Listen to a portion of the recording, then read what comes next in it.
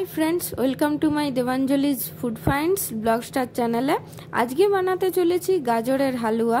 তো প্রথমে এখানে গাজরগুলো আগে থেকে ভালো করে ধুয়ে খোসা ছাড়িয়ে রেখেছিলাম।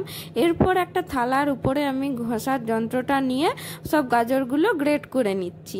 তারপরে আগে থেকে গরম করতে রেখে দিয়েছিলাম দুধ, তাতে দিয়ে দিচ্ছি আমি 3 চামচ পাউডার মিল্ক।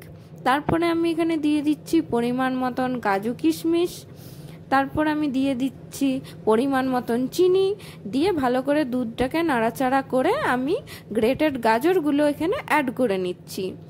পুরো গাজরটা দেওয়ার পর আমি দেখছি যে এখানে দুধের পরিমাণ একটু কম হয়ে গেছে, তাই আমি এক্সট্রা করে আবারও দুধ অ্যাড করলাম। করে নিয়ে ভালো করে এপিট ওপিট করে গাজরগুলোকে সিদ্ধ হতে দিয়ে দিলাম। মাঝেই পুরো গাজরগুলোকে একবার করে এপিট ওপিট করে ফুটতে দেবেন আর বারবার করে হাতা নাড়াতে থাকবেন যাতে দুধ বা গাজর কিছুটাই যেন লেগে না যায়। ভালো করে সিদ্ধ হওয়ার পর তোমরা দেখবে যে দুধটা একদমই শুকিয়ে এসেছে আর গাজরগুলো ভালো মতো সিদ্ধ হয়ে গেছে। তারপরে এখানে আমি পরিমাণ অনুযায়ী ঘি অ্যাড করে নিচ্ছি।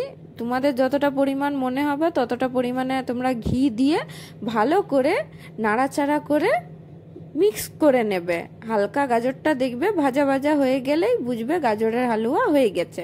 তো এখানে আমার ভাজা ভাজা হয়ে গেছে, এবারে পরিবেশন করার পালা। আজকের রান্নার ভিডিওটা যদি তোমাদের ভালো লেগে থাকে তাহলে খুব লাইক করে দিও, শেয়ার করে দিও। অবশ্যই তোমরা বাড়িতে ট্রাই করো আর আমাকে কমেন্ট বক্সে এসে জানিও কেমন হয়েছে। এরকম নতুন নতুন রান্নার ভিডিও দেখার জন্য আমার channel Devanjali's food finds blog star চ্যানেলটাকে তোমরা সাবস্ক্রাইব করে দিও। Thank you for watching. By.